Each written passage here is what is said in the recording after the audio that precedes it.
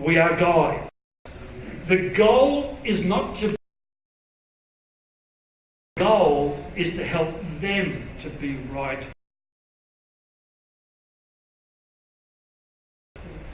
Now, I have failed this twice, badly. I was a youth pastor, and it was an interchurch.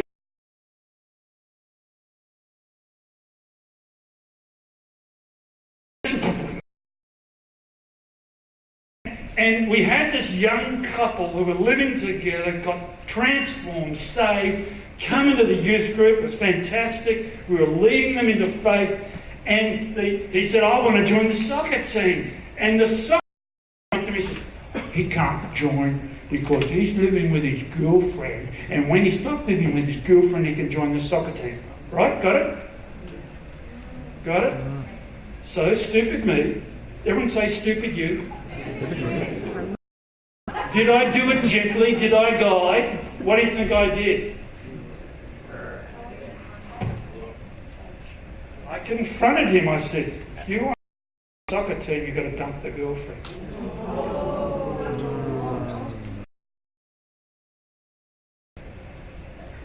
What?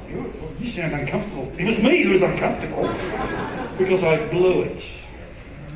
Right? I was being righteous. And I've also done it once in this church, and I don't want to repeat it again. Because the scripture says gentle, humble, guide. Everyone. So, how did you... Where...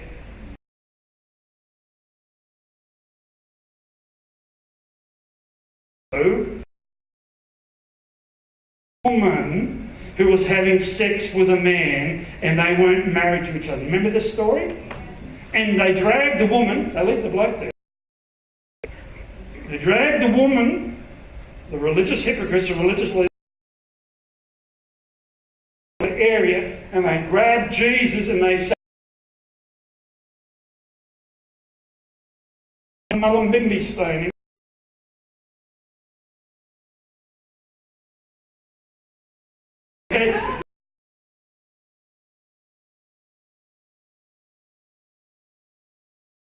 Says he puts his finger in the sand.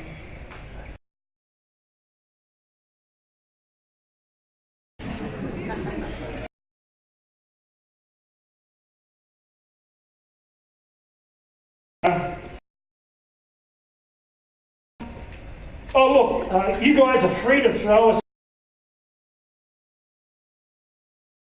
Why should you get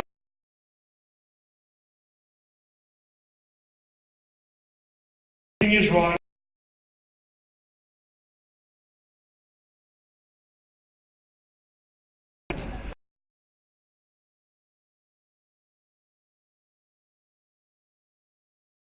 You can cook food.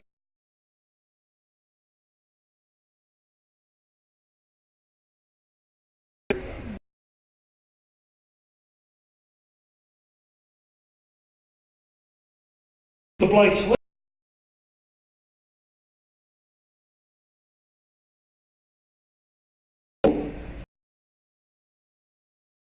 And so what does Jesus say? He turns to him. Oh, and then he... So that's how Jesus did it.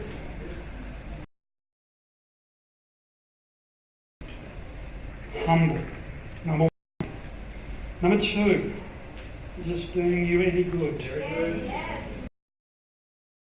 Number two. God.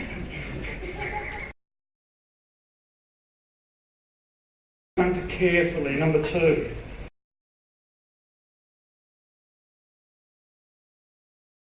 In the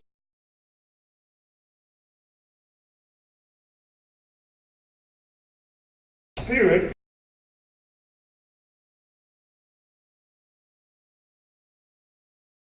yourself.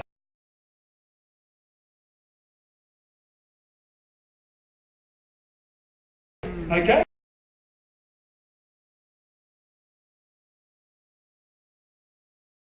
Gentle ourselves, because we've got to be accountable. Now, confronting, can I just say something for a moment? You say, oh, Pastor, it's none of my business, is it? Like, should I? Is it any of my business to be able to talk to this person? Should I deal with it? Or the leaders of the church, Because if I do it, I'm going to become. Can I suggest the church together as a church?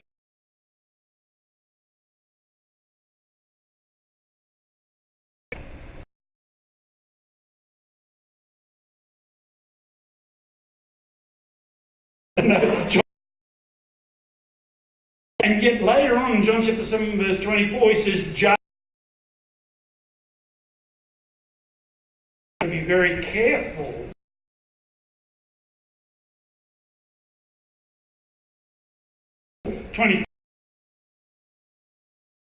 But judge justly. So here we are. And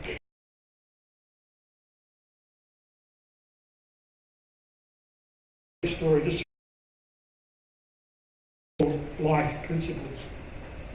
A woman in our church was married for only a short time when her husband revealed his homosexuality, and soon afterwards he left her to be with his lover. And she told me something I will never forget. After I was divorced, she said, several of my friends came to me and said that they knew he was gay before we married. And when I asked them, why didn't you say anything? They replied, we. After hearing her story, I made up my mind never to stand by quietly and watch a friend make what I felt was sure a mistake. Now, this resolution occasionally has made me unpopular. People have left the church over things I have confronted them. But when I start thinking that maybe I should keep my mouth shut, Solomon's words, which is, who rebukes a man or a woman will afterwards find favour than he who flatters in their tongue.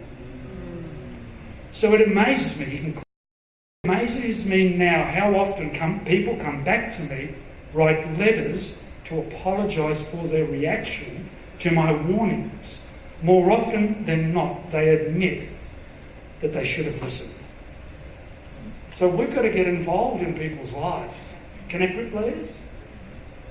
There is to care for others. It's all very uncomfortable, isn't it? Matthew 18:15 to 18. It should be in your notes there. Let me summarise this, okay? Followers of Jesus, or believers,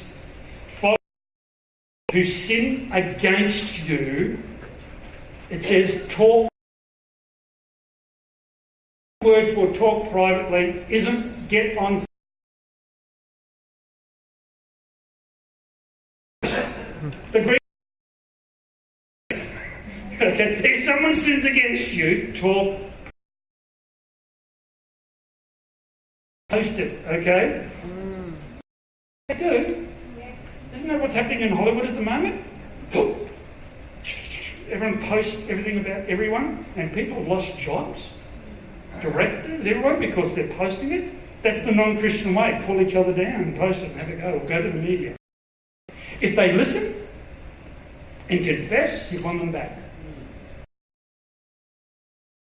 Witnesses to confirm, right? If they don't listen, allow the church leaders to decide. If they still don't listen, treat them as ATO tax collectors. Or, even better, treat them as people in the superannuation movement. That's how we do it. I made that last bit up. Okay. First, can I just say, we are believers. Understand that?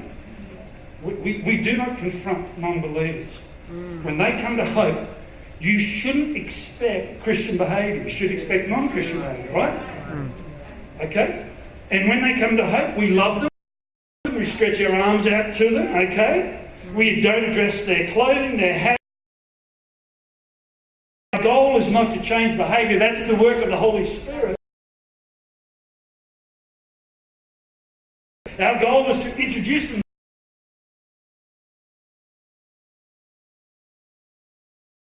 to forms of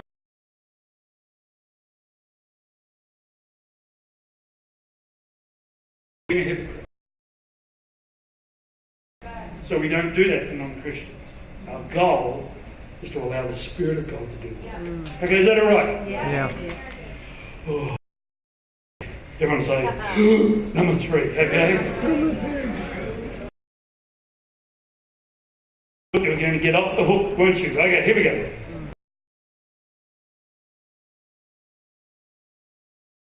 God help me.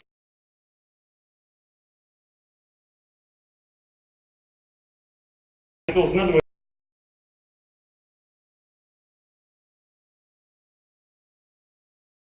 Breakfast.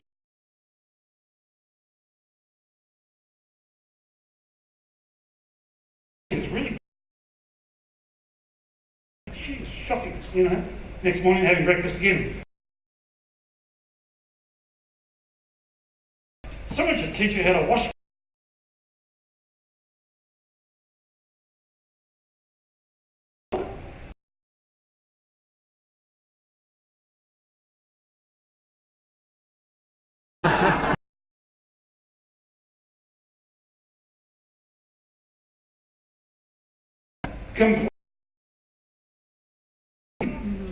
With a Moreton Bay fig stuck in their eye. Okay, they're a hypocrite, and every time you move their head around, whack, whack, you cop a Moreton Bay fig, and he says, don't worry about them, hypocrite, especially if you've got a speck. You've got to be really careful looking at other people without checking yourself first. Everyone go. Okay? Jesus called us blind fools because we look at others and not ourselves. We are often blind to we look in the mirror and we can't. David in the Old Testament, you know the story. He loved God. He was a musician. He was the first guy to have a Fender guitar. And, no, that's not true. Okay, but the Bible says David sinned, and then he compounded his sin. As a commander, he should have been. Okay? And while he was watching Netflix on top of the house, I feel pretty. Bathing, and she's in the nude. Everyone say she's in the nude. Looking. Is he already married?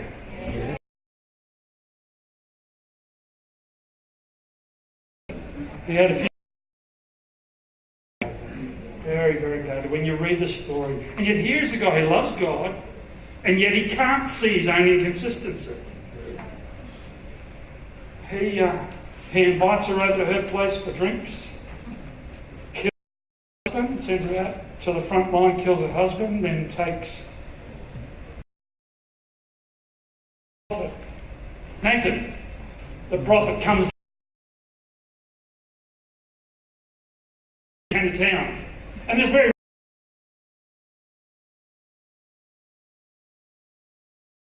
but there was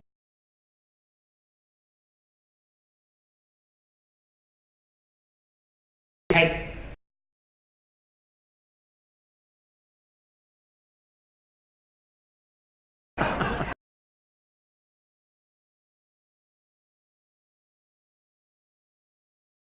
story.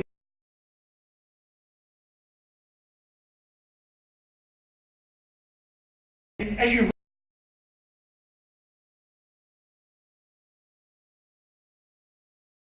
and take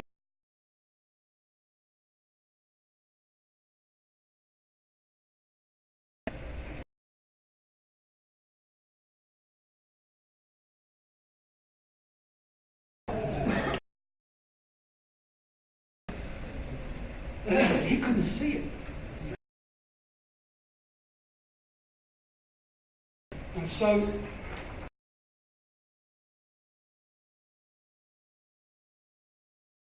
we could say inconsistency in that.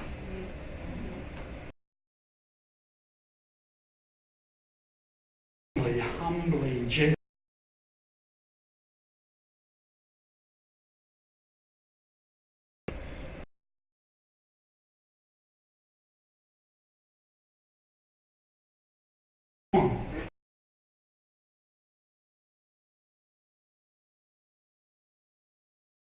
Don't always matter.